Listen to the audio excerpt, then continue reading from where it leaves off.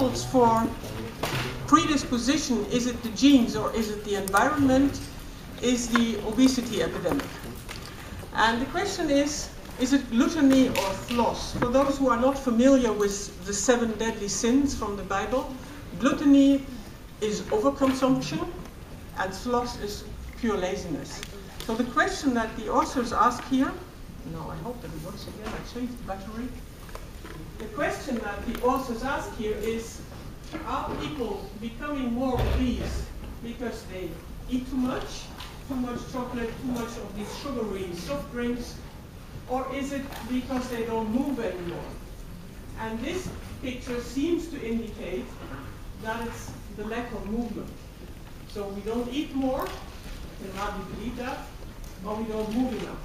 But as everything in science, there's always someone who has another opinion about this. Don't start throwing at me, I haven't done that. This is a paper that was published in July this year, where they looked at hunter-gatherers and farmers and at the Western world people. And although the Western world people, the dark gray circles are the males and the empty circles are the females, are heavier, their total energy expenditure per day correlates perfectly with those of the very lean hunter-gatherers. So there doesn't seem to be a difference. Total energy expenditure seems to be the same for both of us, which means it must be overeating, contrary to what was just shown in the previous slide, where the increase in cars per household and television per household, hours spent in front of the television per day, seem to correlate very nicely with the increase in weight.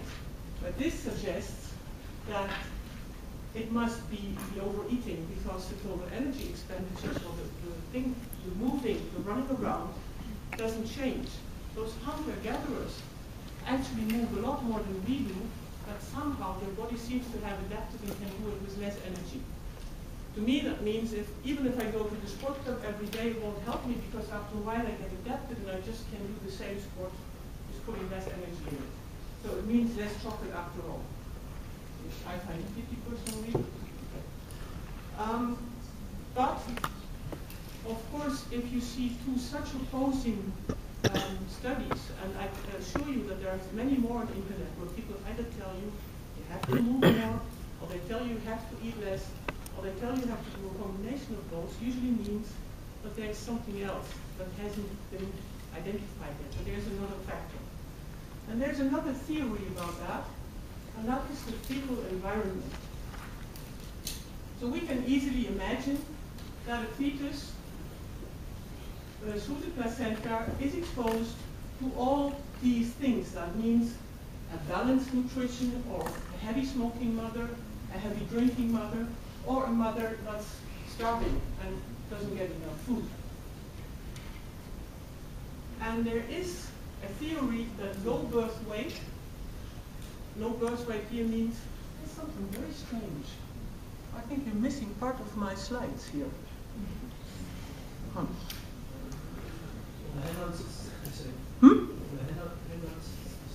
Oh, you also miss the lowest.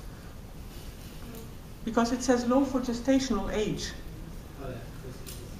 So there should be a bit more.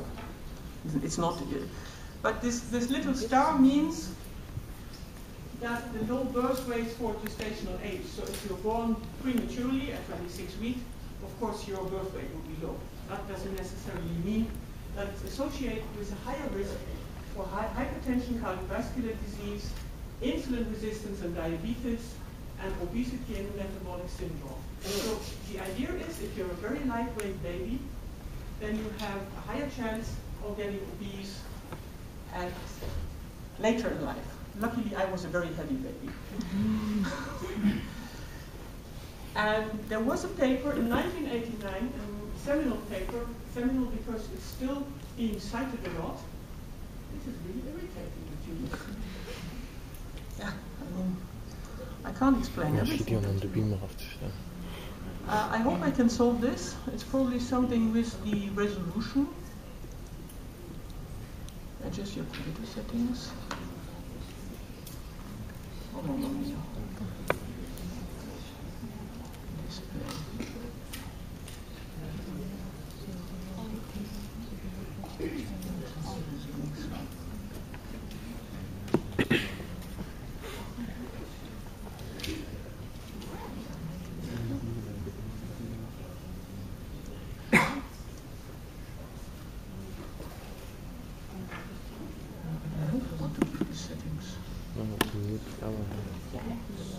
That's better, huh? Ha!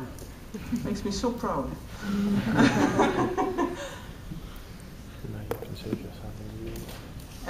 And now? Did it change it back again? Yes. No. Okay. Keep changes. And now, let's hope it still works. Wonderful. Wonderful. Okay. These are the data that they found. They looked at, I've forgotten the number, but it's probably in my notes page below, and how many births they looked in England. And they looked at the birth weight and the weight at 1 year. And then they looked at the relative risk that these people have to get ischemic heart disease later in life. And you can see that the lower the birth weight, the higher the risk of getting ischemic heart disease. And this is about normal, and 8 pounds is 3.5 kilos, something like that, which is a very normal weight for a baby to be born. So if you have a very low birth weight, your risk increases. And there is another study where they said, if you look at your cohort, and your cohort is normal, so that's the average for all people, and I think in this study these were like 4,000. And then you look at the people who had a lower birth weight and low weight during the first 8 years, and were also smaller, and who developed cardiovascular heart disease later, cardiovascular, it was this coronary heart disease later, then you can see that although they were smaller in the beginning, they grew much faster. So they were born with a low birth weight, and this just tells you how much they deviate from the cohort. It's a very strange graph, but what you see here, those that deviate from the cohorts in terms of having a lower weight have a higher risk of increasing weight much later, and they also have a much higher risk of developing heart disease, and that are about 400 of this whole cohort. So there's some evidence that the birth weight has something to do with disease later. So what would be an advantage? Why would a low birth weight predict that you get, sorry, I will stop my thoughts. Why would a low birth weight have any advantages, or why would the body adapt in a way to this low birth weight which later makes them prone to develop coronary heart disease? What can you think of? What does a low birth weight mean? Bad nutrition and utero. So what could be the adaptation that makes you grow so fast afterwards? Yeah? That you will, when you will eat, and you will take up more than a normal baby, because you have low birth weight and the body adapts so that when you eat less, you will take up maximum calories. Yes. You're prepared for a life of starvation in extremity. But you're prepared in utero, you're prepared for a life of little food, and you make the most out of it. Whereas someone who's born as heavy as me, he's prepared for a life of superfluous eating, and I can still eat a lot. No, it's not true. Since I'm 50, I can't. But anyway, that's the advantage. So there has been a paper in Nature, well, now it's 8 years ago, where they said you have 2 phenotypes. You have these very large people, and you have very small people, and of course you have everything in between. But the idea is that when your nutritional level is low and you belong to the small phenotype, you have an advantage in adult health. So that's the adaptation we just talked about. Whereas if you are large phenotype and your nutritional level is low, then you're probably in very poor health. But as soon as you pass this threshold, then you will do much better. So someone with a higher birth weight is adapted for a life where there will always be enough food. Whereas those people who are born with a low birth weight due to bad nutrition in utero would do very well if the rest of their life was also with low nutrition. And now there are people, of course, who say it can be two different things. It could be that you adapt, what we just discussed, to early malnutrition. So you have poor uterine nutrition, you get small, thin babies. This programs the body to maximally take up what is offered. And that means if you come into a rich environment after the pregnancy, you have a higher risk of insulin resistance, type 2 diabetes, and heart disease. But this is only an association. There's no proof so far, only an association. Or it could be that you have genes that influence insulin secretion and action, and insulin growth factor, insulin as such is a growth factor for a baby. So if there's more insulin, the baby will grow faster, and if there is a gene that influences this and affects the insulin signaling, we will also get small, thin babies, and they will also be susceptible to insulin resistance because they already have a mutation. Again, the same association, so both is possible. And just to show you a few genes, these are all genes that are involved in insulin signaling and the diabetes, and many of them have been linked to early onset diabetes in humans. And I labeled glucokinase right here because I give you an example for that later. So when we talk about programming in utero, what would that be? And which criteria would it have to fulfill if we're really talking about programming? That are the adaptive responses of the organism to specific nutritional conditions in early life. We would ask for that the susceptibility is limited to a critical window in your development. So that would mean that you would be more susceptible, for example, early in pregnancy, midterm, or late. It should be a persistent effect lasting through adulthood. So for example, if you're talking about blood pressure, it should be high your whole adult life. You should have a specific measurable outcome. Again, blood pressure would be a good example. And you should have a dose response or threshold relation between exposure and outcome. So it means the degree of undernutrition in the uterus, for example, should determine how bad your blood pressure gets. And the idea is then that when all this happens, this may even be inherited. How could that be? Because we're only talking about programming, the genes will change. What we have is, we have the original insult, in this case that would be bad nutrition in utero, results in low birth weight, results in some kind of programming, and then because that person is already programmed in terms of nutrition and heart disease, it would probably, the mother, if it's a mother, she would probably give, again, due to the high blood pressure, that would change the interaction of the placenta with the baby, or if she has diabetes, that affects the baby. She would, without genetic changes, just by changing the placental environment, give the same traits to the baby. So the mother, due to her bad feeding during her pre-birth life, would have changed blood pressure, circulation, and that she would give to the baby without any genetic changes. We come back to the genetic changes later.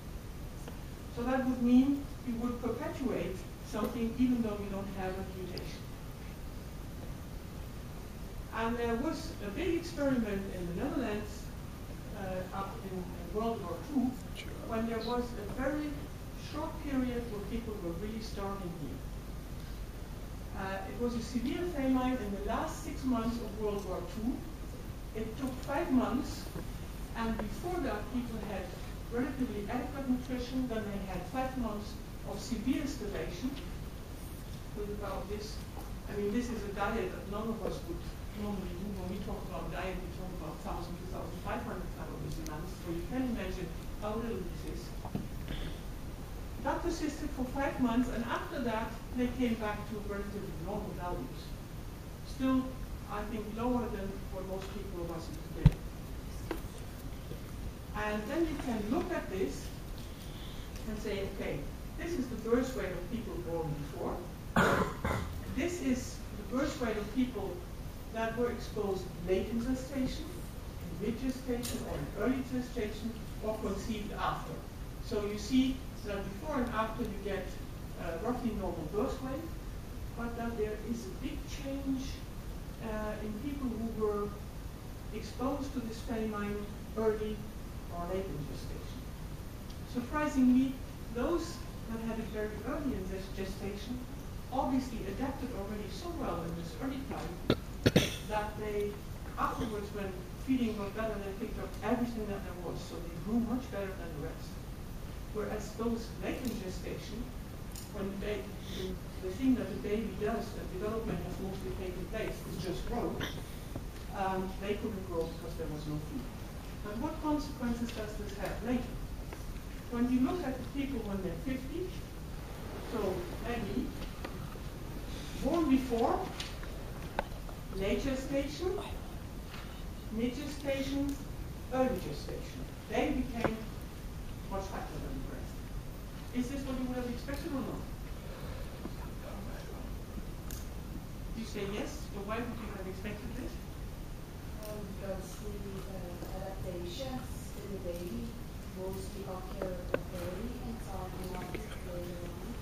Yeah, but it's not what we predicted before. These babies already had a high birth weight. Something's wrong here. I agree with the adaptation, but still it's a bit surprising. And they completely ignore it. So it doesn't really fit with this prediction low birth weight, but it does fit because the ones with really low birth weight were those. Well, we can think about this during the whole lecture and see if we can come up with an answer. I haven't found a good one yet, but sometimes students surprisingly come up with much better answers than me. And so I hope that you come up with some idea. But we look for experiments to prove this first. Okay, when you look at glucose tolerance, then you see that, again, those in late gestation, and here they somehow turn this around to confuse us a bit, are worse compared to the control, but it's not such a big difference. They are somehow all affected. And when we look at cholesterol, then those with early gestation are most affected. So it clearly does something to you, whether you're starved during pregnancy or not. The conclusions of the authors: the effects of prenatal exposure to famine depend on its timing. Well, we saw that very clearly. Exposure in late and mid-pregnancy led to decreased glucose tolerance. Exposure in early pregnancy led to increased obesity and more atherogenic lipid profile, heart disease. And mother's diet and pregnancy affects health. Actually, the last 5 rows are taboo, so you should come here to the front. There are still 4 or 5 places. And mother's diet and pregnancy affects health in adult life at any birth weight. And every time I appear there, we have many issues. Every time I have to give a lecture, I look at the newspapers and the publications before, and there are now intervention programs where they try to feed people in areas where there is a risk of starvation. They try to specifically look at mothers, but you can all imagine that it's very difficult to analyze the outcomes, because sometimes they just give high protein, sometimes they give high carbohydrates, and the analyses are still missing. But the results of this kind of research are being put into practice and trying to improve nutrition for pregnant mothers. Okay, so this was the Barker hypothesis. Now come the other people who say it's not nutrition, but it's genes that affect this, and they say genetically determined insulin resistance results in impaired insulin-mediated growth in the fetus, as well as insulin resistance in adult life. So this is the opposite theory. We have the one that says it's purely nutrition, and we have the other that it says it's a combination and it hits the genes. So to repeat this, they say, okay, we have poor intrauterine nutrition. That was the one we just had. And the other one said we have genes that influence insulin resistance. And those will give the same readout. Those will result in small, thin babies. Those will result in insulin resistance later. So that's called the fetal insulin response. The maternal glucose concentration is sensed by the fetal pancreas. This results in insulin secretion by the fetal pancreas. And insulin is a growth factor for the baby, and that will affect the birth weight. So if there's something in fetal genetics that either affects the glucose sensing or the insulin secretion, that could result in fetal insulin resistance and will of course have an effect on the growth. And there is an example for this. Diabetic mothers have the risk of getting huge babies. Because in diabetic mothers, the glucose is usually high. So if the baby is genetically normal, the high glucose results in high insulin secretion from the baby and in a high growth rate, and you get very heavy, big babies. If you have, and you come back to the glucose kinase here, glucose kinase acts as a glucose sensor. If the mother has a mutation and the baby doesn't, that just means that there is more glucose around and the baby grows a bit more than average. If both baby and mother have the mutation, it means that the mother makes more glucose, but the baby is not able to properly sense it. So these two will compensate each other, and you get babies with normal birth weight, as in one where baby without the mutation. So this would be the normal case. If, however, there is no mutation in the mother, but there is a mutation in the baby, which can happen, came from the father or a spontaneous mutation or whatever, then the baby would be extremely small because it would need more glucose and it's not able to sense the glucose that's present and it doesn't grow properly. So then you would have a baby that doesn't grow in utero, small baby, but later it would have problems and be prone to diabetes because it has this glucose this glucokinase inactivity or lower activity. Okay, so I've presented both sides. They both come with good arguments. How do you test this?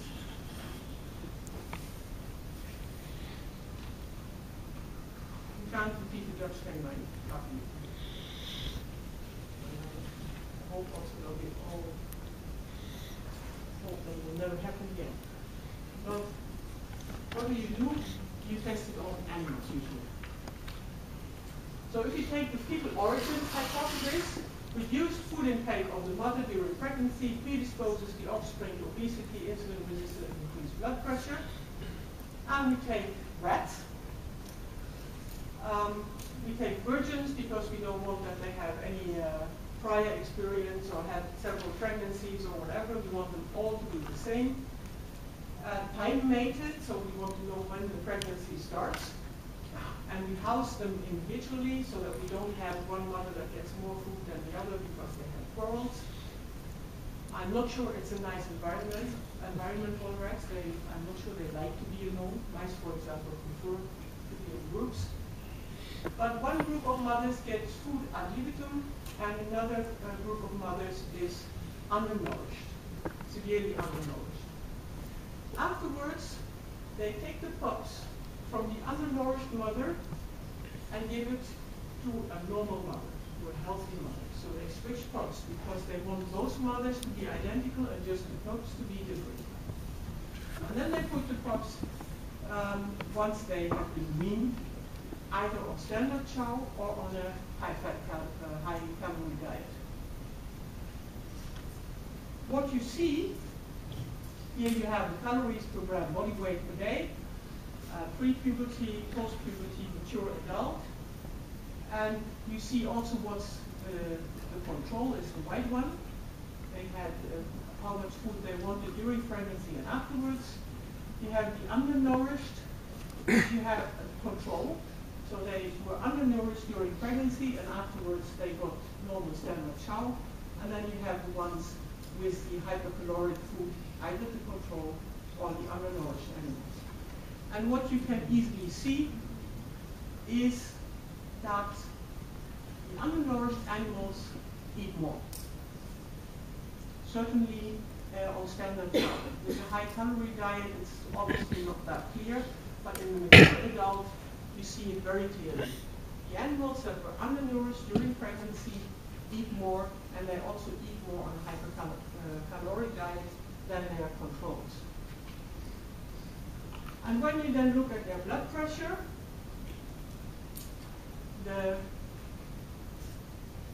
undernourished animals have a higher blood pressure, and they also have higher plasma insulin values, certainly when they're on a hypercaloric diet. So if they come from a poor environment or a rich environment, it's not good for them.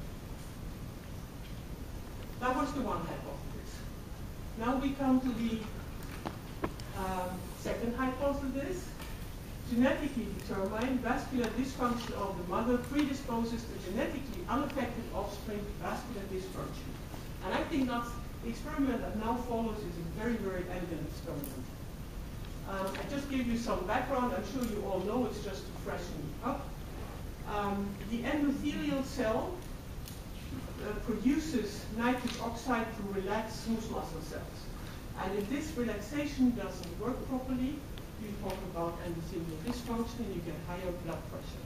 So nitric oxide synthase, and this should be nitric oxide synthase 3, that's the same as endothelial nitric oxide synthase, is a very relevant enzyme that determines your blood pressure by determining the relaxation of smooth muscle cells.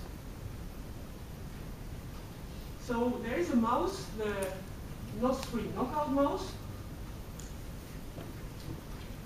and to test this hypothesis, aren't they beautiful? I made them all myself. You have these mice. The mother is a NOS3 knockout, and the father is a wild type. So all your offspring will be heterozygous for the NOS3. But the mother is a knockout. Then we have a second group of mice where the father is the NOS3 knockout, the wild type is the mother, and your offspring will be genetically identical to those animals. The only thing that will be different will be the fetal environment. And of course you have controls that are complete knockouts, mother and father, and you have controls where both are wild type. I don't know what it is here. I'm sorry about that. Should be there. This is what happens. Birth weight is the same, no difference. But when you look at litter size, you already see that there's a dramatic difference. 4 versus 10, 11. So something happens to those mice. They do not get born. When we look at those that are born, remember they all have the same genotype. They're all identical. They all come from hundreds of generations of inbred mice where you really assume they're all the same. We come to that back later.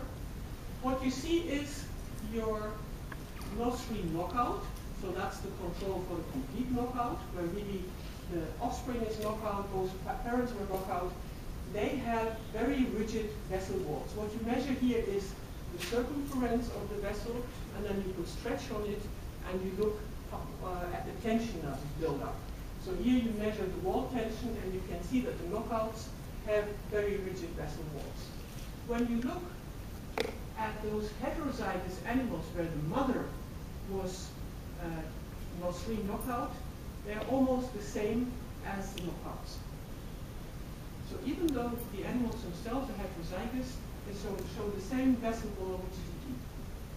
When you look at the wild type, he has much less rigid vessels, and the offspring with the father, they are still heterozygous, but the father provides the dysfunctional allele. They look a bit more like the wild type and not like the knockouts. when you look here, but here it becomes much clearer when you look at vessel relaxation, and that's what we're interested in. When you look here at the knockouts, the white triangles, they do not show any relaxation. And wild types show very nice relaxation when you stimulate the isolated vessel with acetylcholine in an organ bath, and then you see very nice relaxation. Well, if the father was a knockout, then the heterozygous offspring behaves like the wild type. If the mother was a knockout, then the heterozygous offspring behaves like a knockout. So genetically, they're both identical, but they behave completely different in this blood pressure experiment, in this relaxation experiment. These two pictures just show you that different vessels, carotid artery, this one here, behaves differently from mesenteric arteries. Those are the ones in your intestines. Now it's very well known that you have vessel heterogeneity, but I think in most vessels you can see very clearly the effect that although genetically different, the environment in utero decides about that blood pressure.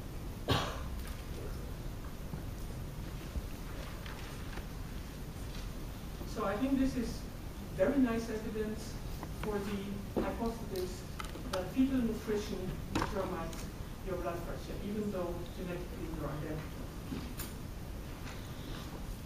Okay, so we come back to the fetal insulin hypothesis. Of course, the people don't give up. They say we still have something, but we can show you. And they look at polymorphism. That means normally you have a methionine at position 235 of angiotensinogen. And in some cases, you can have a threonine there. And they looked at the association between this and low birth weight and total glycated hemoglobin. That tells you something about the sugar levels in your blood, whether the hemoglobin is glycated or not at birth. I'm sure you all know this much better than I do, so I just repeat very quickly. The liver makes angiotensinogen. This is activated by Renin-Angiotensin 1. This is activated by angiotensin converting enzyme ACE to angiotensin 2. And angiotensin 2 then stimulates aldosterone secretion, and that results in water and salt retention, increases the volume, the circulating blood volume, and that results in higher blood pressure. So this is the system that controls your blood pressure. And when you look at this, you can see that people with the threonine, which are homozygous for the threonine mutation, have a lower birth weight. And when you compare them to the whole group, so these people are specifically much lower than the whole group that contains every variation that's possible. And this is the same for angiotensin converting enzyme. You can also have mutations here, but these seem to have a much smaller effect. But this polymorphism gives you a lower birth weight. So that would be evidence for the angiotensin, for the fetal insulin hypothesis. And this is a paper I found yesterday, which has also been published in 2012. I will come back to this later, but I just want to summarize once again. I think I now you get bored with this. If the mother is unable to supply nutrients to satisfy fetal demand, you would get fetal undernutrition, you get inadequate building blocks for all these organs. These organs adapt to the reduced demand, and that increases their risk later. And I don't know if you're aware, but for example, in India, there's also an epidemic of diabetes. We always look at America and say, okay, there people get more and more obese, and we also get more and more diabetes too. But the same is true for India, where people are much leaner compared to the Americans, or when you've had long starvation periods, and where diabetes has really become an epidemic. And that, I guess, is probably also why this has been published in the Indian Journal of Pediatrics. And now I would like to tell you something about how this programming might function. So we have some evidence for the genes, we have some evidence for the environment, but we still don't know how does this programming function. And they did a very interesting experiment with genetically identical mice, something we can never do with humans. And they looked at these mice. You have 219 12-week-old mice after 4 weeks on a high-fat diet. And that's the distribution that you find. You have some very light mice. They all got the same diet. They are all genetically identical. And you get some very heavy buggers. And I can tell you 37-gram mouse of a fat mouse. It really looks fat. And these are just normal mice, no mutation. And that is just, then they looked at the heavy mice, at the fat mass, and they looked at the lean mass. And again, you have correlations between the heavy and lean mass. And then they looked whether these mice switched groups. So this was when they were weaned. So they were born 2 weeks before, then they were fed by the mother, here they were weaned. Then they get a normal standard diet. And you can already see that there are mice that stay lean, no matter what kind of diet they get. Of course, they grow and they get bigger. But you already see that around here, mice start to split in 2 groups or in 3 groups, the big average, just like you and me. And then there are some mice that have a tendency to gain weight really fast, and you have mice that stay lean. And we know that they're 100% genetically identical.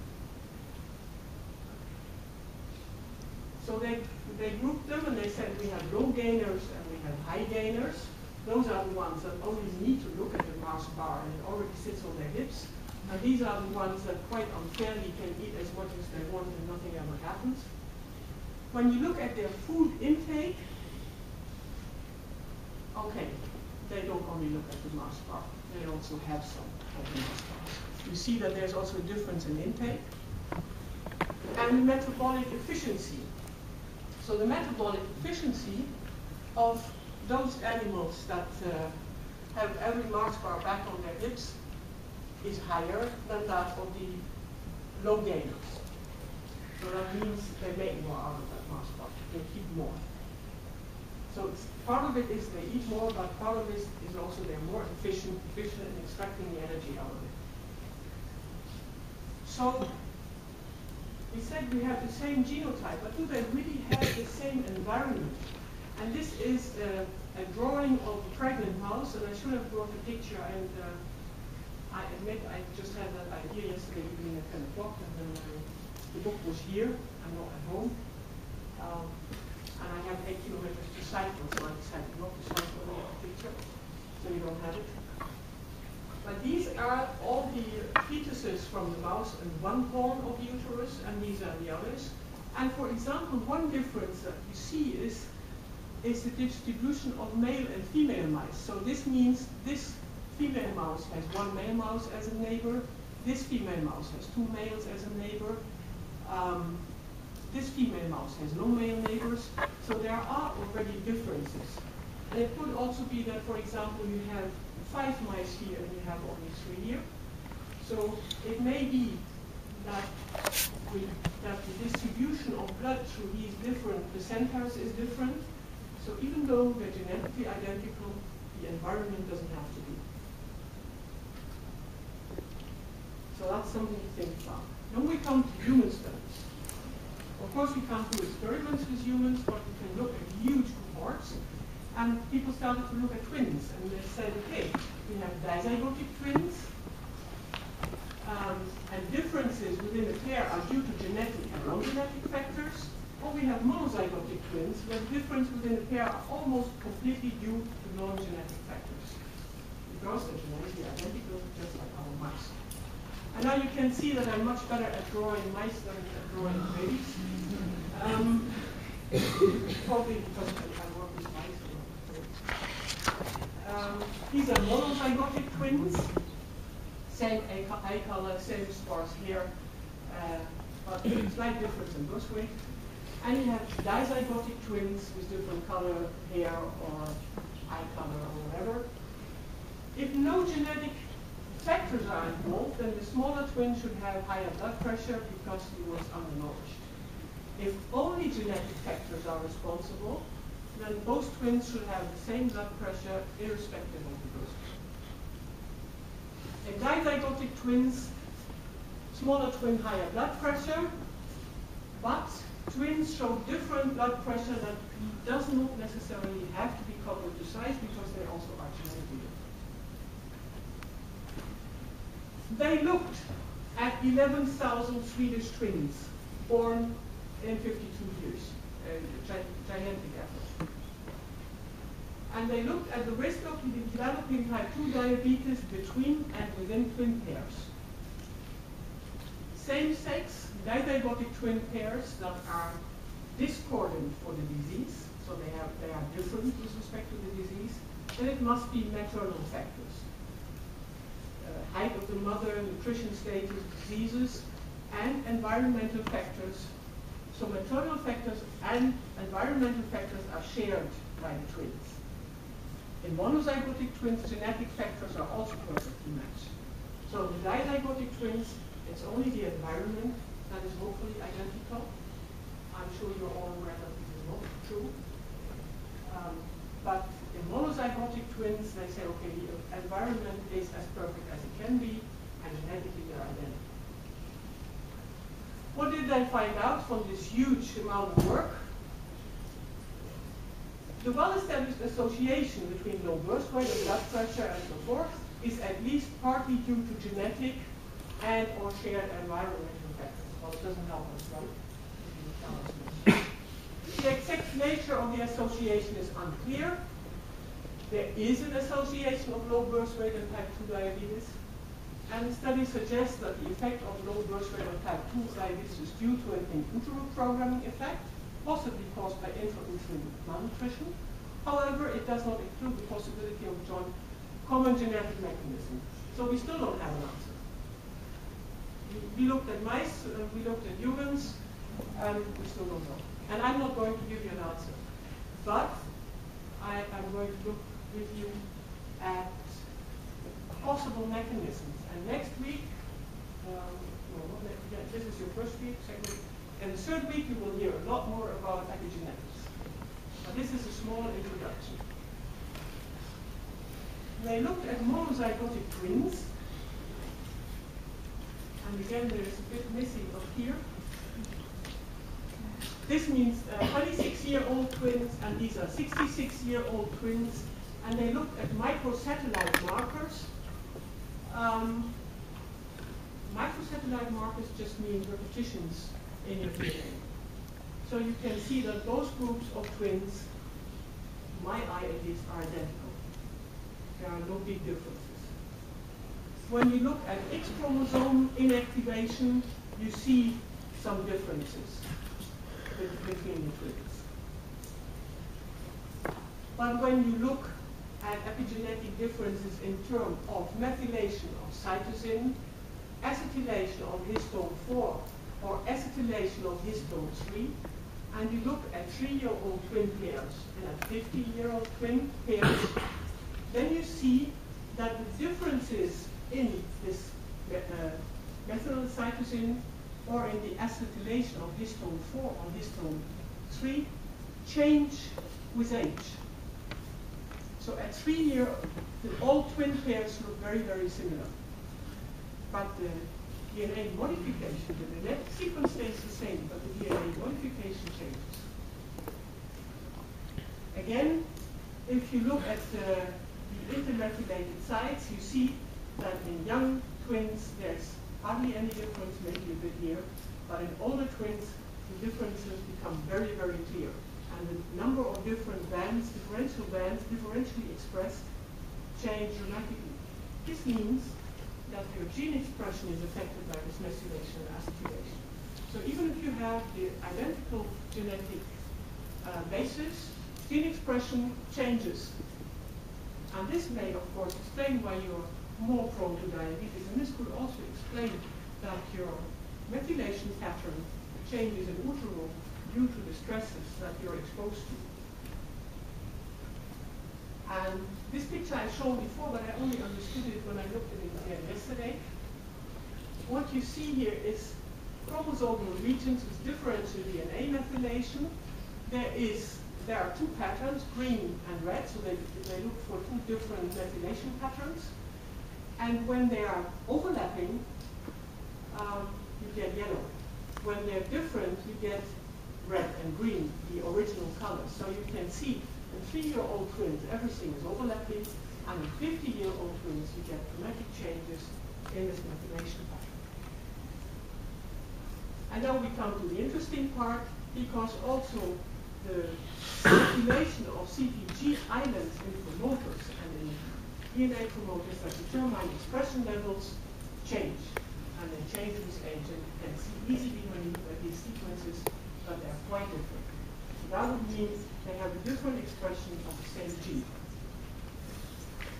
And I think that's more of the same. So, okay. We've agreed with all this, but why would it really have an effect? I mean, why would it give you high blood pressure just because you're undernourished? And there are some ideas about this. They say if you have poor maternal nutrition and what they call placental insufficiency, your nephron number would go down. Okay. So that means the number of filtrating units in the kidney would go down. That would mean that the glomerular filtration rate per nephron, so the work per nephron will increase. And the nephron flow and the glomerular volume would increase, and you all know that if you have perpetual stress, this will eventually lead to inflammation and adaptation. You get glomerulosclerosis, and your atrial blood pressure rises. And there are some papers, but I looked that up again, and I still haven't found any definite evidence for it. They say that if you have 500,000 nephrons or you have 2 million nephrons, both possible, that's about the range. With 500,000 nephrons, you have a higher risk of high blood pressure. I don't find the evidence very conclusive so far. But this would be an explanation how it would happen. And what would be the mechanism? They say if you have this insufficiency, you get oxidative stress. And you will have a whole 2 weeks dedicated to oxidative stress. I think that's weeks 5 and 6 in this block. I'm always a bit hesitant about oxidative stress because it's something that everybody claims. If you have a fatty liver, everybody says it's oxidative stress. And we have done some experiments and we didn't really find it bad. So it's one of these keywords that whenever you have a problem, if you have inflammation, it's oxidative stress. So I'm always a bit hesitant, but I'm sure after week 5 or 6 you will know more about this than I do. And they say you get this results in reduced renal glutathione. And if you have no glutathione, you get a hypomethylation of promoter of P53, and that will result in extra apoptosis, and that will reduce your nephron number. So there are mechanisms explaining this, but I think a lot of these things will have to be tested and whether it's really oxidative stress. So we come back to this slide that I already showed you, and the only thing I want to talk about now is that this undernutrition could result in reduced nephron number. We saw an example for this. It could change the insulin sensitivity of the liver. It could affect the pancreas, the formation of beta cells. It could affect muscle and bone mass, the lean body mass, and fat. And there is some evidence that when you have starved babies, that they have indeed, coming from a bad uterine environment, that indeed they have more fat mass and less lean body mass. Babies should have sufficient fat, of course. I mean, you don't want a lean baby. But the relation between that lean body mass and fat mass is disturbed. So the fat is still the same. They do have the fat that they need, but they have less muscle and less bone. You have adaptation in your brain, so maybe the craving for energy and chocolate gets higher. which I find a terrible thing. And then, especially when I'm stressed, I can't give away hot chocolate. And you also have effects on cortisol, and you get earlier maturation than usual. And all these things, again, together result in what we described now 100 times. So this summarizes it once more, but sometimes I get bored by my own lectures. Same for you? Go on. We have things that affect the genotype, of course. I mean, there is a generational drift. The reason why people are so interested in this obesity epidemic, as everybody calls it, has developed within the last 50 years. This is not something you can easily explain by genetic drift. When you look at the generation time of humans, there must be something else. It's not that suddenly all our genes have changed. But it may be that our genes were perfectly adapted to the environment of 50 years ago, and they are no longer adapted to the environment that we have now. When you think about, when I was a child, my parents were still studying, so we didn't have money, and of course my parents were very interested that we got enough food, but there was 1 apple a day in house, and there was just so much bread for everybody, and things were counted. Nowadays, if I feel like an apple, I always have kilos of fruit at home. If I feel like cake, I just go to the bakery. I never have to think about this anymore. Our life has changed completely. And when I was young, there was cake on Sunday. Nowadays, if I feel like it, I can have cake every day a week. We just never realized how much food is available to us. And that all changed just within the last 40, 50 years. So it may be that our genotype is not adapted yet what we are. But it also may be that there are environmental effects that affect the expression of our genes, and that may depend on our prenatal and postnatal environments. And if these two don't match, we have more problems than when they match. And the birth phenotype and the adult phenotype and the disease risk depend on whether the prenatal environment, the postnatal environment match or do not match. So both genes and epigenetic changes have a role in this. And you will hear much more about epigenetics the 3rd and 4th week.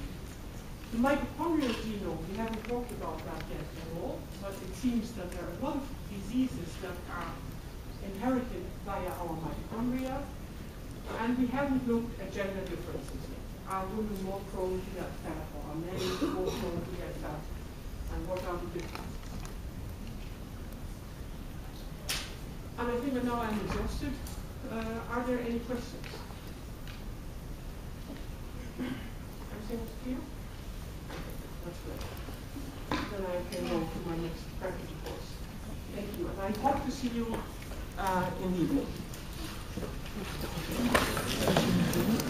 Dank je wel.